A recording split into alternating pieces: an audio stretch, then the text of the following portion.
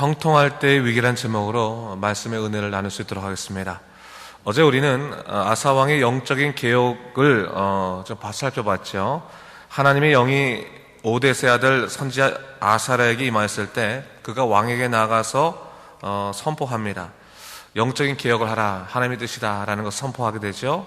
사실 당시 아사 왕은 아직까지 유대의 왕권을 완전히 장악하지는 못했을 터이고 또 강한 북이스라엘의 위협이 있었던지라 군사력이 아닌 신앙적인 개혁을 일으키는 데는 분명히 부담이 있었을 것입니다. 그러나 아사는 어떻게 했습니까? 그 예언의 말씀을 자신들을 향한 하나님의 뜻으로 받아들이고 영적인 개혁을 하게 됩니다. 우상에 가증한 물건들을 다 제하여버리고 여호와의 제단을 재건합니다. 우리의 상으로 말하자면 어려울 때 오히려 하나님께 더 집중하고 헌신했다라고 하는 것을 의미하는 것이죠. 그런데 하나님께서 어떻게 축복하셨습니까? 15장 9절 하반부를 보니까 이스라엘 사람들이 아사의 여호와께서 그와 함께 하심을 보고 아사에게로 돌아온 자들이 많았다, 그렇게 말하고 있는 것을 볼 수 있어요. 처음에 아사 왕은 비록 상황적으로 어려웠고 또 여러 가지 곤란한 점이 있었지만 내 하나님께 집중하겠습니다, 하나님만이 나의 전부 되십니다 라고 시작하고 영적인 개혁을 시작한 거죠. 근데 어떻게 보면 그가 그런 순종하는 마음속에 확신도 있었겠지만 두려움도 있었을 겁니다. 근데 하나님께서 그 두려움을 제하여 주셨어요. 왜 그렇습니까? 북이스라엘에 있던 그 사람들이 이 아사를 보면서 저 사람은 하나님이 함께 하시는 사람이다라는 것을 깨닫고 나서 어떻게 합니까? 북이스라엘에서부터 내려와서 남유다로 가는 거예요. 그래서 점점 더 백성들이 많아지니까 그 나라가 형통하고 또한 굳건한 나라가 되었다라는 것이 어제 말씀의 그 주제였죠. 그래서 15장 19절 말씀에서 이렇게 말하죠. 이때부터 아사왕 제35년까지 다시는 전쟁이 없으니라. 이 말은 바로 이것을 통해서 하나님이 주시는 형통이 계속되었다라는 것을 얘기하고 있는 것입니다. 그리고 오늘 16장이 시작되거든요. 그런데 이 16장 말씀은 우리가 앞에 보면 16장에 아사왕 제36년에 라는 말이 나오는데 좀 다른 말로 어저께 우리가 봤던 본문과 같이 연결해서 말하자면 전쟁이 없었던 형통한 어느 날, 이렇게 시작하는 거예요. 형통이 지속되던 어느 날에 라고 시작되는 거예요. 그런데 그날에 어떤 일이 생깁니까? 유다에 전쟁의 위기의 바람이 분다라는 것을 얘기하고 있습니다. 이스라엘 왕 바하사가 유다를 치러 올라와서 라마를 건축하여 사람을 왕래하게 하지 못했다, 그런 거죠. 그래서 북이스라엘 사람이 내려오지도 못하게 하고 또한 올라가지도 못하게 하는, 또한 이런 왕래를 못하게 하는 그 전쟁을 이제 일으키려고 하는 그런 속셈이 이제 드러나게 되는 거죠. 형통의 날이 멈추고 전쟁이 시작될 위기에 놓이게 된 것입니다. 그런데 그런 위기의 상황 속에서 이 아사 왕이 어떻게 대처했나라는 것을 보고자 하는 것이 오늘 본문의 내용이라 할 수 있습니다.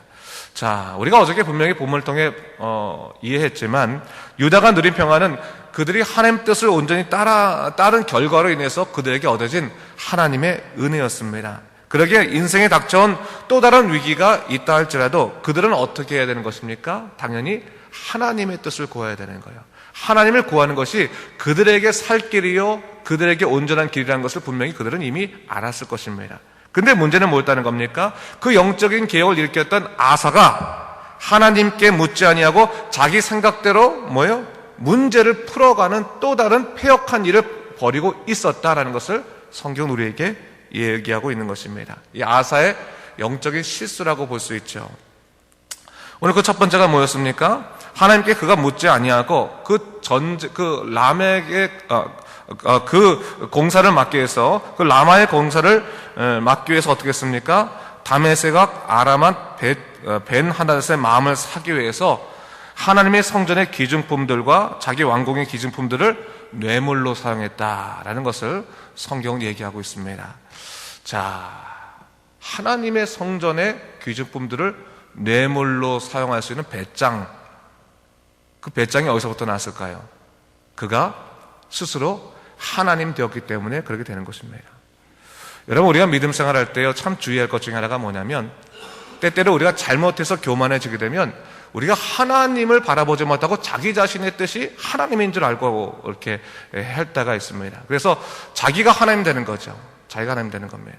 이것이 바로 누굽니까? 자기가 우상이 되는 것입니다. 그것을 우리가 잊지 말아야 되는 거예요. 자기가 우상이 된 다음에는 회개할 일이 없는 것입니다. 왜요? 자기 판단이 항상 옳은 거니까, 자기의 주관대로 행하는 것이니까, 그러다 보면 결국 영적인 실수를 벌일 수밖에 없게 된다는 것을 의미하는 것이죠. 아사는 아사 왕 때 형통함이 계속 지속되지 않았습니까? 얼마나 기쁜 일입니까? 좋은 일입니까? 그런데 어느 순간에 그의 마음속에 무엇이 찾아왔다는 거예요?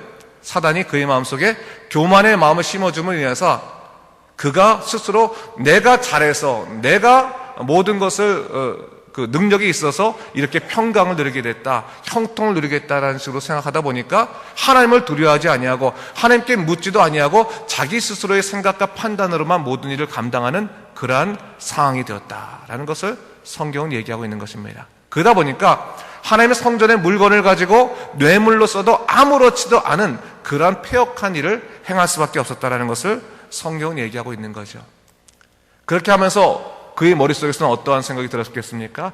이렇게 하는 것이 옳다, 이것이 정답이다, 이렇게 해야지만 우리가 평강을 누리고 또한 문제를 해결할 수 있다라고 하는 강한 신념이 있었지 않았겠습니까?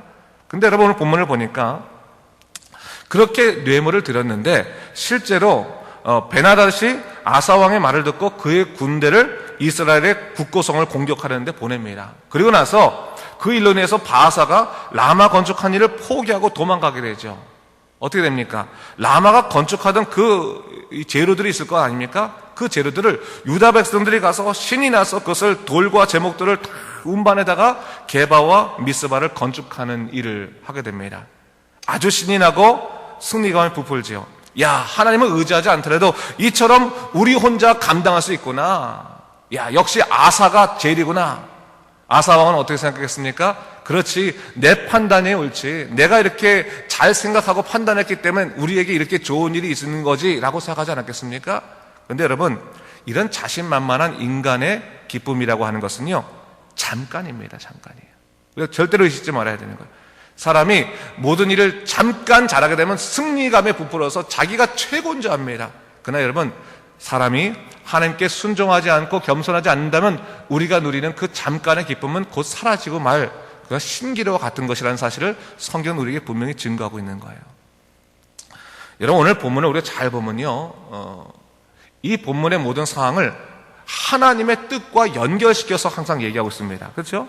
그 말은 뭡니까? 하나님이 우리 인생과 분리되어 있지 않은 분이라는 거예요. 언제나 하나님께서 우리 인생과 함께 하시며 우리가 어떻게 행하는지를 보시는 그 하나님이라는 것을 분명히 성경에서 이야기하고 있습니다. 여러분, 오늘 성경은요, 인간이 하나님을 배제하고 만들어낸 영광이 곧 사라지고 만다는 것을 경고하고 있는 그런 내용입니다. 하나님의 사람들은 하나님의 뜻대로 살아야 하는데 하나님을 배반하고 살아가는 인생에는 복된 결말이 주어지지 않는다라는 것을 우리에게 분명히 가르쳐주고 있습니다. 그렇기 때문에 여러분 뭡니까? 이 아사인 경우에는 곤고할 때가 위기가 아니라 어느 때가 위기였다는 거예요? 그가 형통할 때가 위기였다. 왜? 형통할 때 하나님께 자신을 겸손하게 드리지 못하고 자기 스스로가 신이 되어서 교만을 하게 되어서 결국 하나님을 외면한 사람이 되지 않았느냐라는 것을 성경은 우리에게 이야기하고 있는 것입니다. 자, 오늘 본문을 보니까요, 하나님께서 유다의 어리석음에 가슴 아파하시면서 그냥 그들을 심판하진 않으십니다. 회개의 길을 주시죠. 본문을 보니까 뭡니까? 선지자 하나니가 유다 왕 아사에게 와서 말을 하죠. 왕이 아람 왕을 의지하고 왕이 하나님 여호와를 의지하지 아니하였으므로 아람 왕의 군대가 왕의 손에서 벗어났습니다. 7절에 그렇게 말을 합니다. 하나님은 아사가 하나님을 의지하지 않은 죄에 대해서 분명히 지적합니다. 그런데 여러분, 오늘 성경 보면 알 수 있겠지만 사람이 하나님을 생각지 아니하고 교만해지면 어떻게 됩니까? 하나님 말씀을 듣기를 싫어합니다. 말씀을 그의 귀에 들려지가 않는 거예요. 하나님께서 뭐라고 말씀하시는지 그가 절대로 그 말씀에 순종하지 않습니다. 귀가 닫히는 거예요. 왜? 자기가 왕인데, 자기가 신인데, 자기가 스스로 우상이 되어서 자기를 섬기는 그런 삶이 되었으니 하나님께 순종할 수 있겠습니까? 듣지 않는 거예요. 듣지 않는 것은 생기는 거예요. 오히려 듣지 않을 뿐만 아니라 어떡합니까? 이 하나님을 옥에 가두는 일이 생기는 거예요. 하나님의 선지자를 핍박하는 일이 생겼다는 거예요. 하나님께서 그에게 기회를 주셨지만 그 기회를 다시금 회복의 기회, 회개의 기회를 삼지 아니하고 귀를 닫고 스스로를 더욱더 높이는, 자기를 더욱더 주장하는 그러한 일을 벌이게 되었다라는 것을 성경은 이야기하고 있는 것입니다. 여러분, 이것이 어떻게 보면 자기를 우상으로 삼은 자들의 그런 삶이라고 볼 수 있겠죠. 점점 더 영적으로 폐역해지는 것입니다. 하나님의 말씀에 대해서 거부하고 하나님을 싫어하는 일로 바뀌어가게 되는 것입니다. 그러면 점점 더 완악한 인생을 살아가게 된다는 것을 성경은 이야기하고 있는 것입니다. 여러분, 하나님을 의지하여 산다고 하는 것은 뭡니까? 하나님에게 우리의 주권을 드리는 것이고, 그렇죠? 하나님께 우리의 마음을 드리는 것입니다. 하나님께 우리의 선택권을 내어드리는 것입니다. 하나님께 우리 인생의 미래를 내어드리는 것입니다. 그렇기 때문에 현실의 문제 가운데서 우리가 우쭐할 필요도 없고 우리가 실망할 필요도 없는 것입니다. 오로지 우리의 모든 상황 가운데서 하나님이 우리의 왕 되시며 우리의 모든 것 되시기 때문에 하나님을 의지하고 살아가는 것이 믿음의 삶입니다. 그러나 자기가 왕 되고 나면 어떻게 합니까? 자기가 잘하는 일마다 우쭐하고 하나님을 생각지 아니하고 스스로 교만해지는 인생을 살아갈 수밖에 없다는 것을 성경은 우리에게 가르쳐주고 있는 것입니다. 그렇게 하나님을 의지하지 않고 사는 인생이 결국 어떻게 되느냐? 오늘 본문에서는 무엇을 얘기하고 있습니까? 12절 말씀을 얘기하고 있거든요. 12절 말씀을 한번 같이 읽도록 하겠습니다. 시작. 아사가 왕이 된 지 39년에 그의 발이 병들어 매우 위독했으나 병이 있을 때 그가 여호와께 구하지 아니하고 의원들에게 구하였더라. 아사의 세 번째 실수에 대해서 얘기하고 있는 거죠. 첫 번째 실수는 뭐였습니까? 그들에게 군사의 위기가 있었을 때 하나님께 묻지 아니하고 오히려 이 사람에게 의지했던 그런 첫 번째 일 있었고, 두 번째는 뭡니까? 하나님의 말씀이 그에게 임했을 때 오히려 그 말씀을 듣지 아니하고 핍박한 두 번째 실수가 있었고, 세 번째 실수가 여기 나오는 거죠. 어떻게 보면 하나님께서 너무너무 그를 사랑하신 것입니다. 기회를 주시는 거죠. 오늘 병이 들었다고 하는 말 속에서 그가 의원들에게 구하였다라고 하는 것이 의원들에게 하나님께 구하지 않고 의원들에게 구했다는 것 자체가 죄냐? 그것을 말한 게 아니라 하나님께서 이 질병을 통해서 그에게 다시금 자기에게로 돌아올 수 있는 기회를 허락하셨다는 거예요. 근데 그가 그 길을 허락하신 그 길을 그가 보지 아니하고 스스로 자기 생각에 빠져서 또한 사람에게 의지하는 것으로 끝났다라고 하는 것을 보여주기 위해서 이 본문의 말씀을 이야기하고 있는 것입니다. 그러니까 하나님께서 끝까지 기회를 주시는데 나를 의지하라, 내게로 돌아와라, 자복하고 회개하라, 내가 너를 사랑하리라, 내가 너를 회복시키리라고 말씀하심에도 불구하고 인간이 스스로가 우상이 되었을 때는 어떻게 합니까? 끝까지 하나님을 찾지 않냐고 자기 자신의 생각을 따라가는 그런 어리석은 삶을 살더라라는 것을 이야기하기 위해서 오늘 본문의 말씀을 얘기하고 있는 거죠. 하나님께서 그에게 회복의 뜻을 주셨던 것 같습니다. 근데 어떡합니까? 그가 병이 있었을 때 매우 위독했어요. 병이 있었을 때 그가 하나님께 구하지 않았어요. 하나님께 구하지 아니하고 오로지 의원들에만 구하고 하나님께 자복하지 않았다라는 것을 성경은 얘기하고 있습니다. 그 일로 인해서 결국 어떡합니까? 그가 결국 얼마 되지 못해 죽음을 당한 것을 성경은 이야기하고 있습니다. 자, 오늘 우리가 이 아사의 세 가지 실수를 보면서 다시 한번 두 가지를 생각할 수 있어요. 첫 번째, 자기가 우상이 된, 자기를 우상으로 섬기는 그런 사람들, 교만하여서 자기가 우상이 된 사람들은 하나님의 뜻을 알지 못한다는 거예요. 하나님의 선하신 뜻을 따라가지도 못하고 알지 못한다. 그것을 거부한다는 것을 이야기하고 있는 것이고, 반면에 하나님께서는 당신을 사랑하는 자를 위해서 뭡니까? 언제나 회개의 기회를 주시는 것이다 라는 것을 얘기하고 있죠. 회개의 기회를 주실 때 그 회개의 기회를 놓치면 안 된다는 것을 성경은 우리에게 이야기하고 있는 것입니다.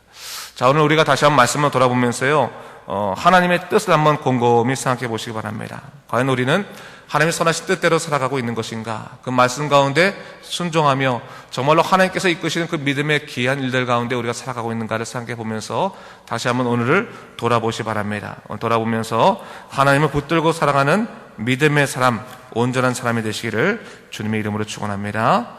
기도하겠습니다.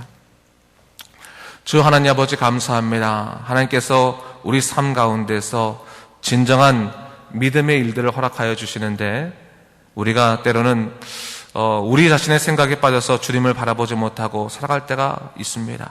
주 하나님 아버지, 오직 주님만 바라보게 도와주시옵소서. 주의 능력을 구하며 주님만 섬기며 살아가는 믿음의 백성이 될 수 있도록 인도하여 주시옵소서. 감사드리며 예수님 이름으로 기도드립니다. 아멘.